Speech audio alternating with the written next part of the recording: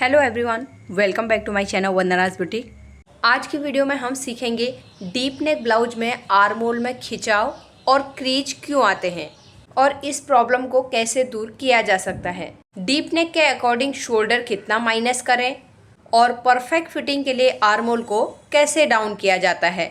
तो step by step back part की cutting के साथ में मैं आप लोगों को सब कुछ क्लियर करूंगी। इसके लिए वीडियो को आप लोगों को ध्यान से देखना है और एंड तक देखना है ताकि आपको ब्लाउज की फिटिंग में कभी भी कोई प्रॉब्लम ना आए।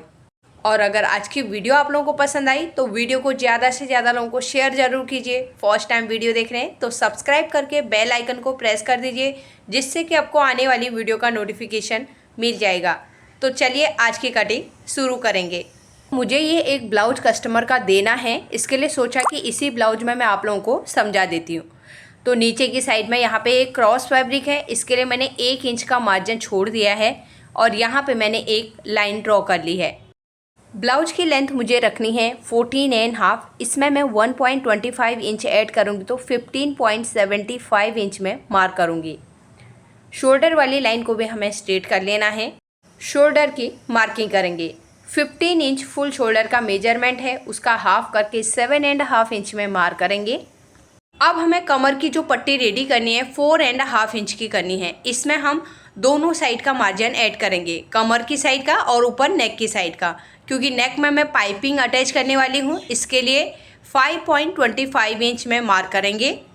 मैं ज़्यादातर 3 सूत का ही मार्जिन लेती हूँ, इसके लिए 0.75 इंच मैंने मार्जिन का लिया है। अगर आपको थोड़ा ज़्यादा लगता है तो आप 1 इंच भी ले सकते हैं।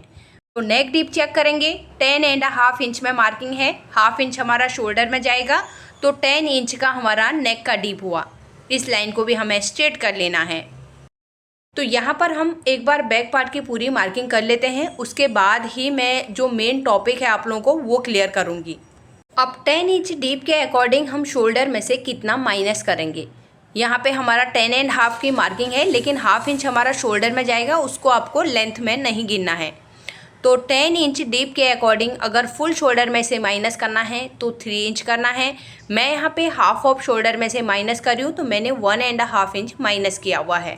कोई भी तरीके से करें, माइनस करने के बाद सेम आएगा। यहाँ पे माइनस किया हुआ शोल्डर कितना बच गया अभी 6 इंच। नीचे भी हमें सेम 6 इंच में मार्क करके अब इन दोनों पॉइंट को मिलाते हुए लाइन ड्रॉ करनी है। ये हमारी आर्म होल वाली लाइन है। रेडी शोल्डर के लिए मार्क करेंगे 2.5 इंच मुझे रेडी करना है, तो 1 इंच इसमें हम मार्जिन का लेंगे। हाफ इंच हमारा आर्म होल वाली साइड में जाएगा, हाफ इंच हमारा नेक वाली साइड में जाएगा, तो 2.5 इंच रेडी आ जाएगा। तो टोटल 3.5 इंच में मार्क करना है। अगर आपको यहाँ पे 2 इंच करना है तो 2 इंच प्लस 1 इंच करके 3 इंच में मार्किंग करना है। तो अपने अपने रेडी शोल्डर के हिसाब से आपको मार्क करना है। तो नेक का विड्थ अब यहाँ पे बच गया 2.5 इंच। नीचे हम 3 इंच में मार्किंग करेंगे। ऊपर के पॉइंट को नीचे के पॉइंट को मिलाते हुए लाइन ड्रॉ करेंगे और यहाँ पे सिंपल राउंड शेप मुझे बनाना है, तो मैं राउंड शेप ड्रॉ कर लूँगी। तो इसमें हमने मार्जिन ऐड किया हुआ है, लेकिन फिर भी मैं यहाँ पे आप लोगों को डॉट डॉट की मार्किंग से ड्रॉ करके दिखा देती हूँ। इतना मार्जिन हमारा ये हाफ इंच नेक वाली साइड का है। अब नीचे की कमर की पट्टी मैं एक बार चेक करके दिखाती हूँ। हाफ इंच कमर वाली साइड का भी छोड़ेंगे तो 4.5 इंच हमारी कमर की बेल्ट रेडी आ जाएगी। अब हमें शोल्डर डाउन करना है। 0.25 इंच में इस तरीके से शोल्डर डाउन करूँगी। ये हम डीप नेक बना रहे हैं, लेकिन हमें शोल्डर डाउन करना ज़रूरी है। अगर हम शोल्डर डाउन नहीं करेंगे तो मैं यहाँ पे आप लोगों को ब्लाउज में दिखाती हूँ। जो हमारा ये स्लीव्स अटैच करते हैं और शोल्डर अटैच करते हैं, इस पॉइंट में हमारा शोल्डर ऊपर की साइड में उठा हुआ जैसा लगेगा, इसलिए डीप नेक में भी 0.25 इंच शोल्डर स्लोप किया जाता है। अगर नहीं करेंगे तो हम इस तरीके से यहाँ पे पकड़ेंगे ना, हमारा कपड़ा पकड़ने में आता है। तो आप लोग इस चीज़ का ध्यान दे सकते हैं। जो लोग स्लोप नहीं करते रहेंगे उन्हीं लोगों का यहाँ पे कपड़ा ऊपर की साइड में उठा हुआ जैसा लगेगा। अब हमें आर्म होल डाउन करना है, तो हमने जो 0.25 इंच शोल्डर डाउन किया था उससे नीचे मेजर टेप को रखते हुए आर्म होल की मार्किंग करनी है। अब यहाँ पर हमारे आर्म होल की परफेक्ट मार्किंग लगे, हमारे आर्म होल में क्रीज नहीं आए, इसके लिए हमें आर्म होल का फॉर्मूला लगाना है। 38.5 फुल ब्रेस्ट का मेजरमेंट है, उसे 6 से डिवाइड करेंगे तो 6.4 आया। उसमें हमें हाफ इंच ऐड करना है। 6.9 आया तो यहाँ पर हम 6.9 यानी कि 7 में से एक लाइन कम में मार्किंग करेंगे और चेस्ट वाली लाइन को भी स्ट्रेट कर लेंगे। तो यहाँ पर हम बैक पार्ट की कटिंग कर रहे हैं, तो बैक क्रॉस हमारा कम ना पड़े इसके लिए हम क्या करते हैं, यहाँ पर से ½ इंच बाहर की साइड में मार्क करते हैं और इसे शोल्डर वाले पॉइंट से हम इस तरीके से स्ट्रेट कर देते हैं। अब हमें आर्म होल का शेप लगाना है, तो पहले जितनी हमारी आर्म होल लेंथ है उसका हम सेंटर में मार्क करेंगे और फ्रेंच कर्व लेंगे। बाहर वाली जो लाइन है वहाँ से शेप लगाते हुए चेस्ट वाली लाइन में मिला देना है। अब चेस्ट की भी मार्किंग करेंगे, तो मैं यहाँ पे फुल ब्रेस्ट के मेजरमेंट के हिसाब से आप लोगों को बता रही हूँ। फुल ब्रेस्ट का मेजरमेंट है 38.5, उसे हम 4 से डिवाइड करेंगे, 9.6 आया, यहाँ पे हम मार्क कर लेंगे और 1.5 इंच का बाहर की साइड में मार्जिन लेंगे। तो 10 इंच डीप में हम चेस्ट में लूजिंग भी नहीं देंगे और माइनस भी नहीं करेंगे, केवल चेस्ट डिवाइड बाई 4 में ही मार्किंग करेंगे। 32 इंच कमर का मेजरमेंट है, उसका 1/4 करके 8 इंच में मार्क करेंगे, 1 इंच बैक डार्ट के लिए लेंगे और 1.5 इंच का मार्जिन लेंगे। चेस्ट वाले पॉइंट को वेस्ट वाले पॉइंट से मिला देंगे और बाहर की साइड में 1.5 इंच का जो मार्जिन है उसे भी ड्रॉ कर लेंगे। अब हमें आर्म होल चेक करना है, ½ इंच शोल्डर की साइड का मार्जिन छोड़ेंगे और आर्म होल की लाइन के ऊपर ही हमें चेक करना है। तो लाइन के ऊपर मेजर टेप को घुमाते हुए हम आर्म होल के पॉइंट में आएंगे। जितना भी हमारा आर्म होल का मेजरमेंट है उसका ½ रेडी आना चाहिए। मेरा यहाँ पे 17.5 है, उसका ½ 8.75 इंच रेडी आ गया है। अब हमें ½ इंच आर्म होल के पॉइंट से नीचे की साइड में डाउन करना है, तो ये ½ इंच हम कट कर देते हैं, तो हमारे आर्म होल के यहाँ पे फिटिंग भी बहुत अच्छी आती है। जब हम इसे कटिंग नहीं करते हैं तो हमारे अंडर आर्म के यहाँ पे कपड़ा ज़्यादा होने की वजह से क्रीज भी आती है और हमारे हाथ ऊपर नीचे जब करते हैं तो उसके बाद लगता है कि यहाँ पे बहुत ज़्यादा कपड़ा इकट्ठा है। हालांकि दिखने में ये बहुत ज़्यादा नहीं लग रहा है, लेकिन यही चीज़ जब हमारे अंडर आर्म के यहाँ पे इकट्ठा हो जाता है तो फिर बार बार हमें इरिटेट होता है, अनकंफर्टेबल लगता है। तो इसके लिए इसे कटिंग करना ज़रूरी है। तो यहाँ पर मैं आर्म होल के पॉइंट और आर्म होल शेप की प्रॉब्लम आप लोगों को बता रही हूँ। इस चीज़ के लिए वीडियो को ध्यान से आप सुनिएगा। पहला तो मैंने आप लोगों को बता दिया, आर्म होल के पॉइंट में ½ इंच हमें नीचे कट करके ही इसे निकाल देना है। दूसरा, आर्म होल के शेप में कई लोग क्या करते हैं, जो हमने बाहर की साइड से शेप लगाया हुआ है उसे अंदर की साइड से थोड़ा गहरा शेप दे देते हैं। कई लोगों को लगता है कि हम अंदर की साइड से थोड़ा गहरा शेप करेंगे तो हमारे यहाँ पे रिंकल्स वगैरह जो भी क्रीज आती है वो ख़त्म हो जाएगी। यहाँ पर क्रीज तो ख़त्म नहीं होती है, लेकिन दूसरी प्रॉब्लम आ जाती है। अब दूसरी प्रॉब्लम क्या आती है, हमारा बैक क्रॉस कम हो जाता है। तो मैं यहाँ पर एक ब्लाउज दिखा के ही आप लोगों को थोड़ा सा समझा देती हूँ। ये मेरे पास एक ब्लाउज है, तो देखिए जब हम बैक क्रॉस को बराबर शेप नहीं लगाएंगे तो यहाँ पर जो ये आर्म होल का शेप लगा है, अगर मैं इसको ½ इंच अंदर की साइड से गहरा कर दूंगी तो हमारा इस तरीके से ब्लाउज अंदर की साइड में खिंचा हुआ जैसा लगेगा, क्योंकि उसमें हमारा बैक क्रॉस कम हो जाता है और स्लीव से हमारा खींच के बैक के ऊपर चढ़ने लगता है। तो सही तरीके से हम आर्म होल की मार्किंग नहीं करेंगे या शोल्डर माइनस करने का तरीका सही तरीके से नहीं करेंगे तो फिर हमारे ब्लाउज में खिंचाव ज़रूर नेक वाली साइड की तरफ आएगा। तो यहाँ पर सही तरीके से मार्किंग लगा पाओ, इसके लिए मैं ½ इंच आर्म होल वाले पॉइंट से नीचे बाहर की साइड में मार्क करती हूँ। उसे शोल्डर वाले पॉइंट से पहले हम स्ट्रेट कर लेते हैं, उसके बाद हम बाहर की जो लाइन है उससे आर्म होल का शेप लगाते हैं। तो ये बिगनर्स के लिए एकदम आसान तरीका है। इसके लिए मैं यहाँ पर आप लोगों को इस तरीके से बताती हूँ। ये तरीका सभी का अलग अलग रह सकता है। कई लोग आर्म होल के पॉइंट से क्रॉस मार्किंग करके भी आर्म होल का शेप लगाते हैं। यहाँ पर अभी आप देख सकते हैं मैंने फ्रेंच कर्व किस तरीके से रखा है और आर्म होल के पॉइंट में अगर इस तरीके से आप शेप लगाएंगे तो हमारा वाइट लाइन और ब्लू लाइन के बीच में कितना गैप आ रहा है, 0.25 इंच का गैप आ रहा है। तो क्रीज आने के लिए ये 0.25 इंच का मार्जिन भी बहुत ज़्यादा होता है। तो इसलिए मैंने जैसे पहले आप लोगों को मार्किंग करके बताया वैसे ही आप लोगों को आर्म होल का शेप लगाना है। अब मैं आपको दूसरा पॉइंट क्लियर करती हूँ, नेक डीप के अकॉर्डिंग हम शोल्डर कितना माइनस करें। अभी मैंने यहाँ पे 10 इंच का डीप लगाया, हाफ ऑफ शोल्डर में से मैंने 1.5 इंच माइनस किया। अब इसी की जगह मैं अगर 2 इंच माइनस कर दूंगी, इसी को मैं दूसरे तरीके से बोलूँ तो कई लोग 9 इंच से ऊपर का डीप जाता है तो फिर डायरेक्ट यहाँ पर 5.5 इंच में भी मार्किंग कर लेते हैं। तो मैं यहाँ पे मार्क करके ही आप लोगों को दिखाती हूँ, तभी आप लोगों को समझ में आएगा। जब हम आइडिया से मार्किंग करते हैं तो फिर हमारे शोल्डर में क्या फ़र्क पड़ता है। तो इन दोनों पॉइंट को मिलाते हुए लाइन ड्रॉ करेंगे और फ्रेंच कर्व लेके हम शेप भी लगा लेते हैं आर्म होल का। यहाँ पर रखते हुए हम इसे चेस्ट वाली लाइन में मिला देंगे। तो दोनों शोल्डर को यहाँ पर देख सकते हैं कितना गैप आ रहा है। अब 10 इंच डीप के अकॉर्डिंग बाहर हमारा कितना फैलने वाला है, या हमारा डीप ज़्यादा होगा तो कितना फैलेगा। अगर यहाँ पर हमारा 11 इंच या 12 इंच का डीप रहेगा तो पूरा ब्लाउज बाहर की साइड में फैलने वाला है, उसी के हिसाब से हमारा शोल्डर भी बाहर की साइड में ज़्यादा फैलेगा। 10 इंच डीप रहेगा तो 11 इंच या 12 इंच के बराबर हमारा शोल्डर बाहर की साइड में नहीं फैलेगा। तो यहाँ पर मैं एक बार 10 इंच डीप के अकॉर्डिंग पूरे ब्लाउज में मार्किंग कर लेती हूँ। तो देखिए हमारा ब्लाउज की लेंथ कहाँ पर तक आ रही है और ब्लाउज इतना ही बाहर को फैलेगा। नीचे जो हमारा पट्टी है वो बिल्कुल भी नहीं ओपन होगा। तो 10 इंच डीप के अकॉर्डिंग अगर हम डायरेक्ट 5.5 इंच में मार्किंग करके शोल्डर की मार्किंग करेंगे तो हमारा यहाँ पे खिंचाव आएगा ब्लाउज में। वाइट लाइन और ब्लू लाइन के बीच में देखेंगे तो 0.75 इंच का फ़र्क आ रहा है, जबकि ये मार्किंग हमारी 11 इंच 12 इंच डीप के अकॉर्डिंग करनी पड़ती है, क्योंकि डीप में ज़्यादा शोल्डर फैलेगा। इसके लिए हमें ज़्यादा शोल्डर माइनस करने पड़ते हैं, जिससे कि ब्लाउज का रेडी शोल्डर प्रॉपर जगह में बैठ जाए। तो अब यहाँ पर से अगर हम चेक करते हैं तो 1/2 इंच से लेके 0.75 इंच, तो यहाँ पर पूरे गहरे शेप में भी 0.75 इंच आ रहा है और धीरे धीरे जाते जाते नीचे में 1/2 इंच आएगा। तो इतना जो हमारा शेप बन रहा है ये हमारा ब्लाउज में कम पड़ने वाला है 10 इंच डीप के अकॉर्डिंग।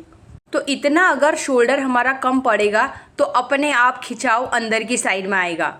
यहाँ पर ब्लाउज बाहर की साइड में नहीं जाने वाला है, अंदर की साइड में खिंचाव आने वाला है।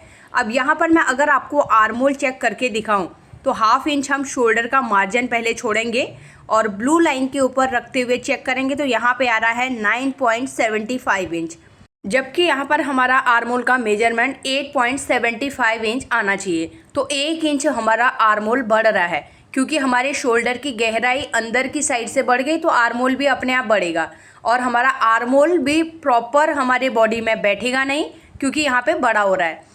अब इस चीज़ को कवर करने के लिए हमें शोल्डर को कम डाउन करना पड़ेगा। तो 1 इंच ऊपर की साइड में मैं मार्किंग करके भी आप लोगों को दिखा देती हूँ।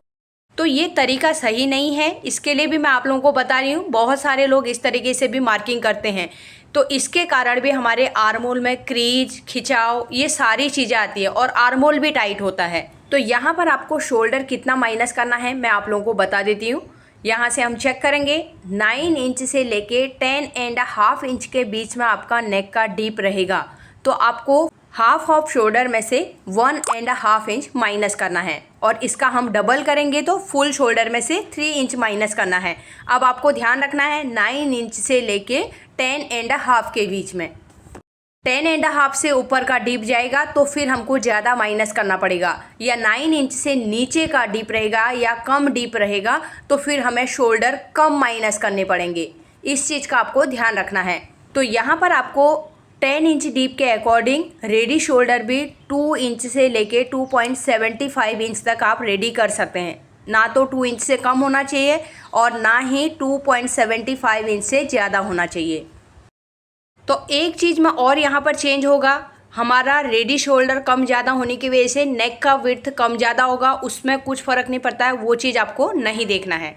अब चेस्ट की मार्किंग में आते हैं। चेस्ट की मार्किंग अगर फुल ब्रेस्ट के मेजरमेंट से आप कर रहे हैं तो आपको चेस्ट डिवाइड बाय 4 में ही मार्किंग करना है। 10 और 10.5 इंच का डीप है तो 9 इंच में आएगा, तो फिर आपको लूजिंग देना पड़ेगा।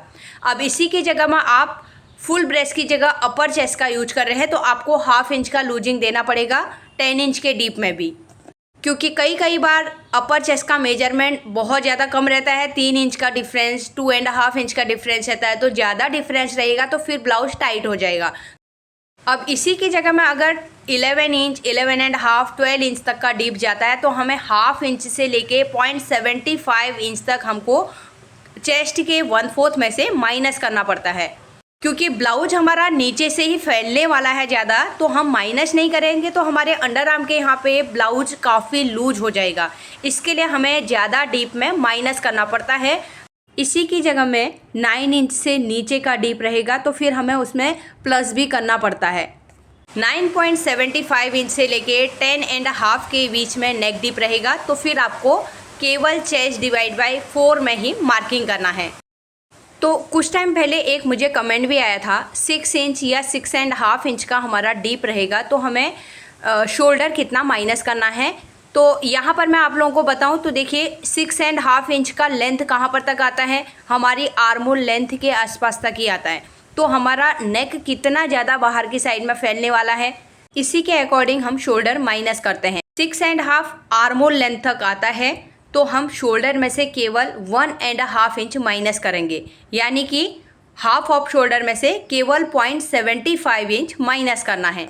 अब इसी की जगह में हमारा 11 इंच का डीप रहेगा और कस्टमर को यहाँ पे ब्रॉड करना रहेगा, तो ब्रॉड करने में हमारा रेडी शोल्डर भी कम आ जाएगा। 1 इंच 1.5 इंच करेंगे तो हमारा नेक का ब्रॉड अपने आप ज़्यादा होगा, तो इसमें हमें शोल्डर भी ज़्यादा माइनस करने पड़ेंगे। 1.5 इंच की जगह 1.75 इंच भी हमें माइनस करना पड़ सकता है या 2 इंच भी कई बार माइनस करना पड़ता है। जब नीचे से हमारा डीप भी ज़्यादा है और ब्रॉड भी ज़्यादा है नेक का, तो फिर आपको ऊपर का नेक विड्थ नहीं देखना है।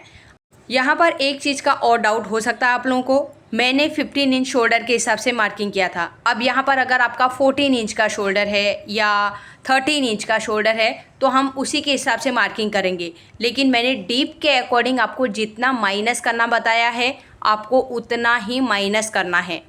यहाँ पर आपका कितना भी शोल्डर हो, अगर यहाँ पर इसी की जगह में किसी का 17 इंच का आर्मोल है तो हम उसका पहले हाफ करके 8.5 इंच में ही मार्किंग करेंगे, लेकिन जब शोल्डर माइनस करेंगे तो डीप के अकॉर्डिंग हमें 1.5 इंच ही माइनस करना है। 10 इंच डीप के अकॉर्डिंग 17 इंच शोल्डर में से भी 1.5 इंच ही माइनस करना है, क्योंकि ऑलरेडी इनके शोल्डर ज़्यादा ब्रॉड हैं। अब इसी की जगह में किसी का 12 इंच का शोल्डर है तो 10 इंच डीप के अकॉर्डिंग 12 इंच वाले को भी 1.5 इंच ही माइनस करना है और 17 इंच वाले को भी उतना ही माइनस करना है। तो शोल्डर अपने आप एडजस्ट हो जाएगा, केवल माइनस करने का तरीका आप लोगों को सेम करना है। तो उम्मीद करती हूँ कि आज की वीडियो आप लोगों को समझ में आई होगी, मैंने क्या चीज़ें आप लोगों को समझाई। तो मेन पॉइंट हमारा आर्मोल में खिंचाव और रिंकल्स क्यों आते हैं ये था, और शोल्डर कितना हमें माइनस करना चाहिए मैंने 9 इंच से लेके आपको 12 इंच के बीच का मैंने अभी बताया है। एक साथ में मैं सभी माइनस करना बताऊंगी तो और कन्फ्यूजन वाला हो जाएगा। इसके लिए आप लोगों को वीडियो को एक बार में नहीं 2-3 बार आप देखेंगे तो आप लोगों को काफ़ी अच्छे से समझ में आ जाएगा हमको किस तरीके से शोल्डर माइनस करना है और आर्मोल की मार्किंग करने में क्या ध्यान रखना है। तो यहाँ पर मैं डार्ट की भी मार्किंग कर लेती हूँ, क्योंकि डीप के अकॉर्डिंग हमारे कमर में भी थोड़ा चेंज करना पड़ता है। जैसे मैंने यहाँ पे डार्ट लगा लिया है, तो डार्ट जैसे ही हम सिलाई लगाएंगे हमारा ये चीज़ नीचे कॉर्नर आ जाता है। इसके लिए मैं कमर वाली साइड से 1/2 इंच से लेके 0.75 इंच तक माइनस करना बताती हूँ, लेकिन ज़्यादातर हम 1/2 इंच ही माइनस करते हैं। तो कैसे करते हैं, जैसे ही हमारा ये डार्ट फोल्ड होगा ना, हमारा खिंचाव पूरा ब्लाउज का नीचे की साइड में जाता है, तो वो कॉर्नर बाहर की साइड में निकल जाता है। इसके लिए हम पहले ही उस कॉर्नर को कटिंग कर देते हैं, तो बाहर की साइड में फिर कॉर्नर निकलेगा ही नहीं। अब यहाँ पर मैं ब्लाउज की कटिंग कर लेती हूँ। तो मुझे यहाँ पे मेरे क्लाइंट के हिसाब से जो मार्किंग करनी है उसी के ऊपर कट करूँगी। तो वाइट वाली मैंने मार्किंग पहले ही बताई थी आप लोगों को, तो उसी में मुझे कट करना है। तो यहाँ पर से मैं कट करते हुए आर्मोल के नीचे वाले लाइन हमने जो ड्रॉ करी है वहाँ पर तक कट करेंगे, और यहाँ पर से लाइन के ऊपर कट करते हुए जो 1/2 इंच माइनस किया है उसमें कटिंग करेंगे। साइड का भी एक्स्ट्रा फैब्रिक कट कर लेंगे। तो ये बैक पार्ट की हमारी यहाँ पे कटिंग हो गई है। तो आज मुझे बैक पार्ट में ही आप लोगों को ये सब चीज़ें समझानी थी। फ्रंट पार्ट की कटिंग आज मैं शेयर नहीं करूँगी। फ्रंट पार्ट आपका कोई भी कटिंग कर रहे हो, बैक साइड सेम ही तरीके से कटिंग होगा। केवल एक आइडिया आप लोगों को देती हूँ, बैक में आपका जितना शोल्डर है उससे 1/2 इंच आप फ्रंट साइड में ज़्यादा रखें, क्योंकि फ्रंट का नेक डीप हमारा इतना ज़्यादा नहीं रहता है बैक के बराबर। इसके लिए शोल्डर में भी थोड़ा सा फ़र्क पड़ता है। तो बैक पार्ट में जितना भी माइनस करने के बाद आपका रेडी शोल्डर बचता है, फ्रंट साइड में 1/2 इंच ज़्यादा लेना है। एग्जाम्पल के लिए अगर आपका बैक साइड में 6 इंच का शोल्डर है तो फ्रंट में 6.5 लेना है। अगर बैक साइड में 5.5 इंच है तो फ्रंट में 6 इंच का शोल्डर रखना है। तो यहाँ पर मैं कमर के डाट को अगर फोल्ड कर दूंगी, जब हम सिलाई लगाएंगे तो हमारा कमर जो हमने 1/2 इंच ऊपर माइनस किया था वो बराबर स्ट्रेट हो जाएगा। जैसे ही हमारा नेक फैलेगा वैसे ही ब्लाउज नीचे की साइड में जाएगा और जो 1/2 इंच हमने माइनस कर दिया है वो कॉर्नर बाहर की साइड में नहीं निकलेगा। अगर हम कटिंग नहीं करते तो फिर ये 1/2 इंच नीचे की साइड में कॉर्नर निकल जाएगा। इसके लिए हमने पहले ही कटिंग कर लिया है। तो उम्मीद करती हूँ आज की वीडियो से आप लोगों को बहुत सारी चीज़ें सीखने को मिली होंगी। अगर आज की वीडियो अच्छी लगी तो वीडियो को लाइक कीजिएगा, ज़्यादा से ज़्यादा लोगों को शेयर ज़रूर कर दीजिएगा और फर्स्ट टाइम मेरी वीडियो देख रहे हैं तो सब्सक्राइब करके बेल आइकन को प्रेस कर दीजिए, जिससे कि आपको आने वाली वीडियो का नोटिफिकेशन मिल जाएगा। तो मिलते हैं एक नई वीडियो के साथ में। Thanks for watching.